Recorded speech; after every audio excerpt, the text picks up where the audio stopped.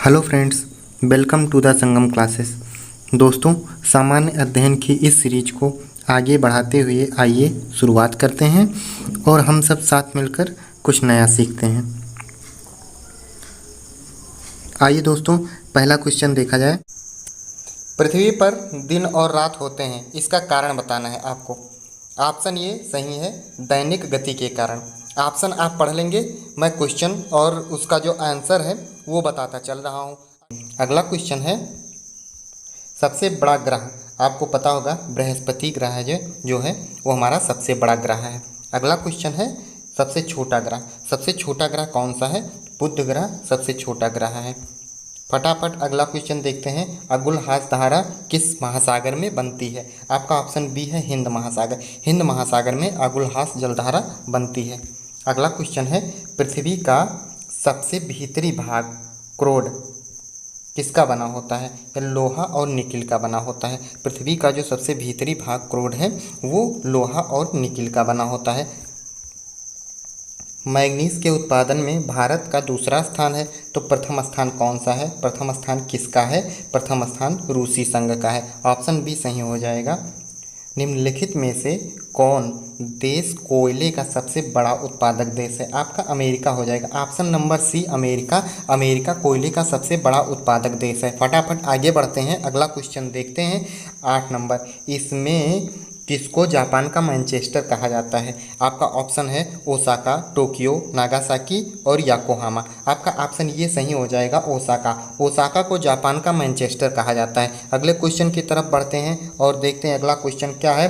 भारत के स्वतंत्रता संघर्ष के दौरान दक्कन एजुकेशन सोसाइटी नामक संस्थान की स्थापना किसने की थी? तो ये ऑप्शन है जवाहरलाल नेहरू, रविन्द्रनाथ टैगोर, बाल गंगाधर तिलक और नंबर डी व्योमेश चंद्र बनर्जी। आपका ऑप्शन सी सही हो जाएगा, बाल गंगाधर तिलक। बाल गंगाधर तिलक जी थे, वो भारत के स्वतंत्रता संघर्ष के दौरान दक्कन एजुकेशन सोसाइटी की स्थापना इन्होंने की थी। अगले क्वेश्चन की तरफ बढ़ते हैं और देखते हैं अगला क्वेश्चन क्या है। 1857 के गदर के समय भारत का गवर्नर जनरल कौन था?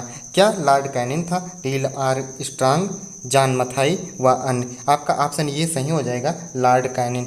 लॉर्ड कैनिंग के समय 1857 के समय का जो गदर हुआ था वो 1857 के समय लॉर्ड कैनिंग के समय में हुआ था। अगला क्वेश्चन देखते हैं, भारत भारतीयों के लिए नारा किस संस्था ने दिया?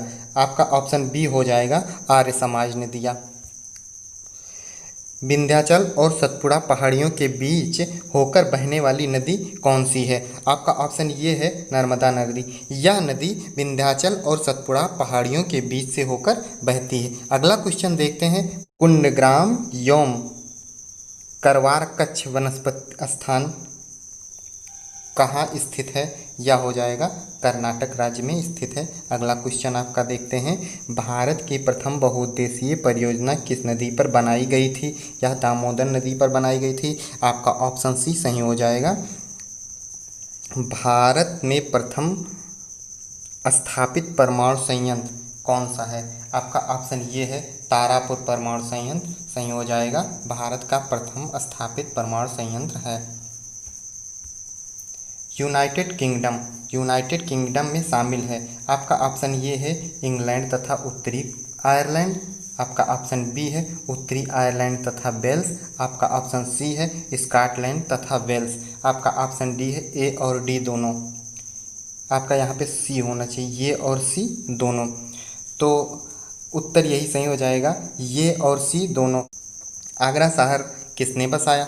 आगरा शहर सिकंदर लोदी ने बसाया। बहुत ही पॉपुलर क्वेश्चन आप लोगों को कई बार पेपर में देखने को मिला होगा। आगरा शहर किसने बसाया? आगरा के शहर सिकंदर लोदी ने बसाया। अशोक के शिलालेखों की लिपि क्या है? तो यह ब्राह्मी लिपि है। अशोक के जितने भी शिलालेख हैं लगभग सब में ब्राह्मी लिपि में लिखा गया है। अगला क्वेश्चन की तरफ बढ़ते हैं और देखते हैं अगला क्वेश्चन क्या है। बिहू निम्नलिखित में से किसका लोकप्रिय उत्सव है? आपका असम हो जाएगा। असम का लोकप्रिय उत्सव है बिहू। अगला क्वेश्चन है, विवेकानंद रॉक मेमोरियल कहाँ स्थित है? आपका तमिलनाडु हो जाएगा। भारत के तमिलनाडु में विवेकानंद रॉक मेमोरियल स्थित है। महात्मा गांधी को राष्ट्रपिता के रूप में उल्लेख सबसे पहले किसने किया था? सुभाष चंद्र बोस जी ने महात्मा गांधी को सबसे पहले राष्ट्रपिता कहा था। आपका ऑप्शन ये सही हो जाएगा। प्रथम गोलमेज सम्मेलन कहाँ हुआ था? लंदन में। ऑप्शन बी सही है, लंदन में। प्रथम गोलमेज सम्मेलन लंदन में हुआ था। देश का लौह पुरुष किसे कहा जाता है? ऑप्शन ये सरदार पटेल। ऑप्शन ये सरदार पटेल को देश का लौह पुरुष कहा जाता है।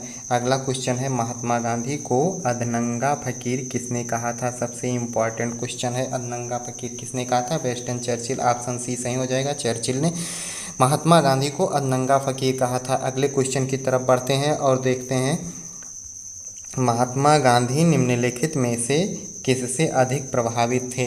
आपका ऑप्शन बी हो गया, लियो टॉल्स्टॉय।